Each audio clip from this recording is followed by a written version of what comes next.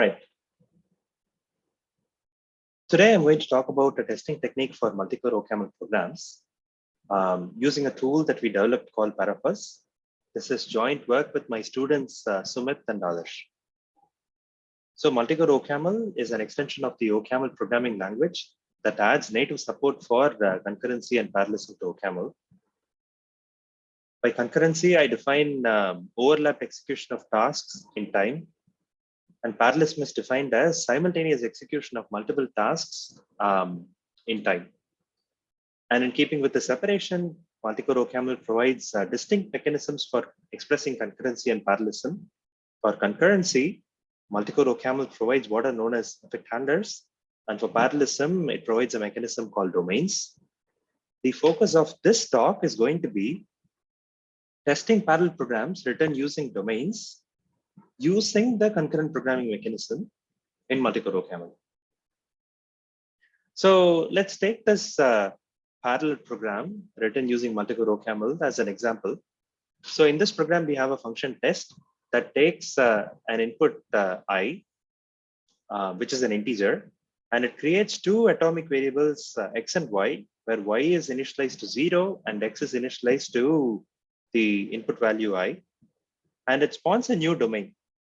And the new domain reads the atomic variable, and if the value is 10, then sets the atomic variable y to 2. In parallel, the parent domain sets x to 0 and y to 1, and then waits for the newly spawned domain to terminate. And after that, it asserts that the value of y is not equal to 2. Now the question is, can this assertion fail? Yes, it can. It fails for a particular combination of input and thread scheduling. In particular, if the input value to this function is 10, and the newly spawned domain happens to read the value of x before it is written by the parent domain, but the write to y in the parent domain happens before the write to y in the newly spawned domain, then the final value of y will be 2, and this will falsify this assertion, right? And the point to notice here is that these sort of bugs are what I call logic bugs. These are much more than just detecting data races, right? And in particular, there are no data races in this program, right? So even if you were to use a language like Rust, which avoids data races by construction, these sort of bugs may still manifest. So our goal with this work is to build a tool that is an effective and pragmatic tool for testing these sort of programs applicable for the working OCaml programmer, right? Who has a limited time budget and they want to sort of catch these sort of bugs. Okay? So that's the goal for this work. So what are some of the existing solutions? You can stress test your program by running the program over and over again in the hope that the assertion is triggered. Or you can be a little bit more intelligent, where you generate random inputs for the program, but also perturb the OS scheduler somehow in order to trigger the bugs. Unfortunately, these sort of testing techniques are not very effective because of the large input and the schedule space of typical programs. You can do model checking using model checkers such as Spin and TLC. These have very strong guarantees, but are not practical if one has a limited time budget. And there is often the case that there is air gap between the models that you actually model check and the actual source code that you want to execute. Finally, you can try formal verification, but this requires expert knowledge and lots of time and effort. And formally verifying concurrent programs is also hard even for experts. So our goal is to look for pragmatic testing techniques and to build on top. Right? So let's ignore concurrency for the moment and only focus on input non-determinism. In this case, there are a few techniques that we can build upon. The first is property-based testing, where the idea is that you sort of give a property that you need to test And then you also write a generator in order to generate random inputs to test a function. This technique was first introduced by QuickCheck for Haskell, which has been very effective and has been cloned in many, many languages. The other technique is fuzzing. And the idea here is to generate random inputs in order to crash a program. And the prototypical example here is American Fuzzy Lock, AFL, which is an extremely effective fuzzer. And it is also a gray box fuzzer. What does that mean? A gray box fuzzing compiles the program under test with instrumentation that sort of emits some information about the paths that are taken by the program back to AFL. This coverage information is very useful because AFL can see what paths the program has taken and try to mutate the inputs in order to see whether the program goes into a different path, and thereby maximizing coverage and detecting bugs. Right?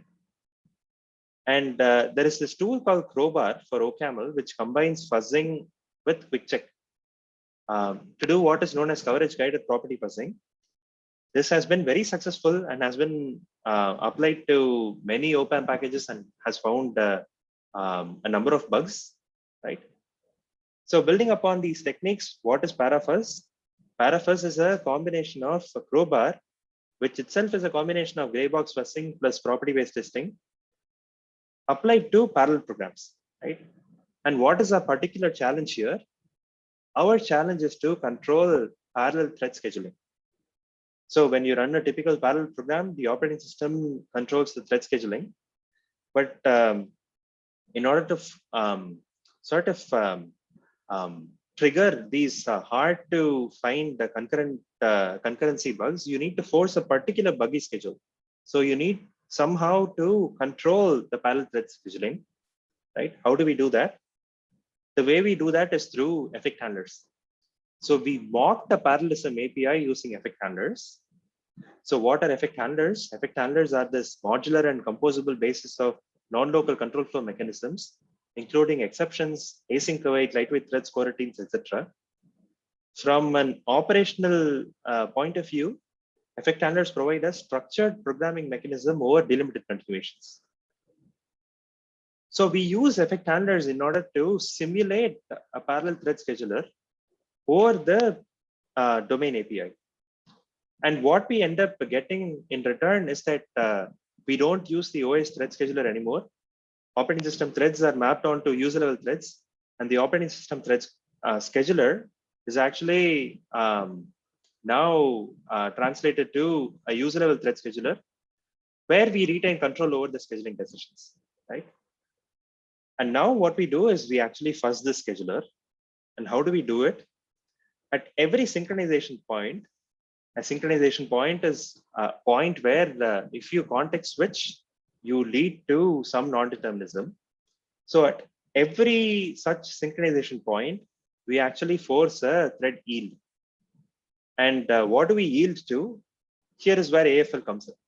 So we actually leave the decision of the next thread to run from the ready queue for AFL. So AFL gets to sort of pick the next thread to run, and the path information sort of is fed back into AFL, and AFL can see whether it has the program has sort of gone into an interesting path which it has not seen before. So what are synchronization points? These are what you would expect, right? The points where you spawn and join domains, where you read and write and compare and swap atomic variables, lock and unlock mutexes, wait, notify, and broadcast on condition variables. So the whole system looks like this. So you would take the program that you want to test, you will compile it with a special compiler that adds instrumentation, and it is run as a daemon with AFL. And AFL sort of supplies the input to this program, but also the thread execution order. And the instrumented program emits the execution path information back to AFL so that it can generate more interesting inputs in order to force the program to go towards the buggy path. So there are several advantages to using ParaFuzz. ParaFuzz is a drop-in replacement for Multicore OCaml. If you want to test the programs using ParaFuzz, you just need to install a separate compiler switch, add your assertion, write a generator, and off you go, right? And there are no false positives in the system. If a bug is found, it is a true bug.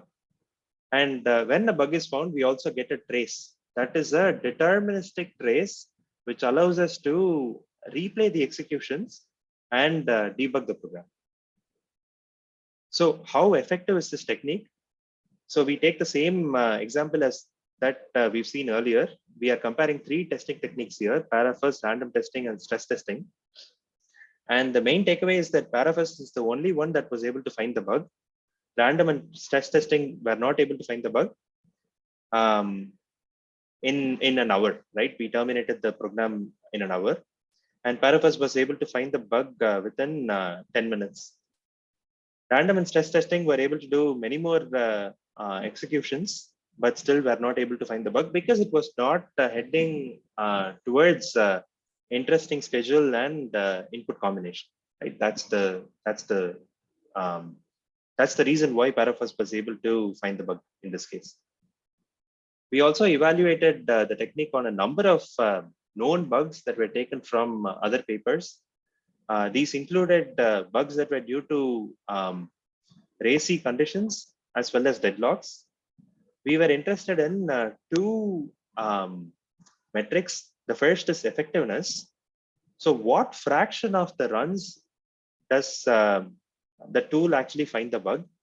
And the second is efficiency. What is the mean time to failure? Right. So we ran the program. We ran each of these test cases for 30 executions for each tool, and we report here the fraction of executions that found the bug. And what you see in this table is that ParaFuzz was able to find the bug in every execution except one in the CL circular list example. Stress testing was not able to find any of the bugs, right? Random testing was able to find the bugs in every execution in this one case, which is domain slip, and one other execution in this BI example. So ParaFuzz turns out to be much more effective than stress and random testing. And in terms of efficiency, you can see that these numbers reported here are in minutes. So ParaFuzz was able to find, seconds. ParaFuzz was able to find bugs within a reasonable amount of time, right? So less than around 15 minutes to half an hour, right? And even in the case where the random testing found a bug, ParaFuzz was able to get to the bug 5 times faster, right? So ParaFuzz is both efficient and effective. So one particular future extension that we are considering is encompassing programs that have data races as well. So currently ParaFuzz assumes that programs are data race free, and data race free programs in Multicore OCaml have sequentially consistent semantics. This is what allows us to only insert yield points at the synchronization points, right? And still have coverage because our program has SC semantics. But what happens to programs that have data races? So our PLDI 2018 paper shows that for OCaml, we have a very simple operational model that describes the behavior of racy programs compared to, say, the complex operational models that you have in, say, C++ or Java. In particular, in Multicore OCaml, a racy read may return one of a subset of writes that have been performed to a particular atomic location, right? So using this simple model, we can actually extend ParaFuzz to test the racy programs as well. And the idea here is to use AFL to pick the value that a read should return, and also force a yield at every non-atomic read and write, right? And the challenge here is the latter, right? Can we actually make it fast enough for pragmatic use is the question. This is yet to be seen.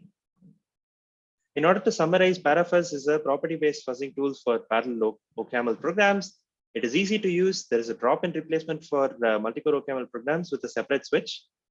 And the results show that the technique is effective and efficient at detecting concurrency bugs. Thank you. I'll stop here.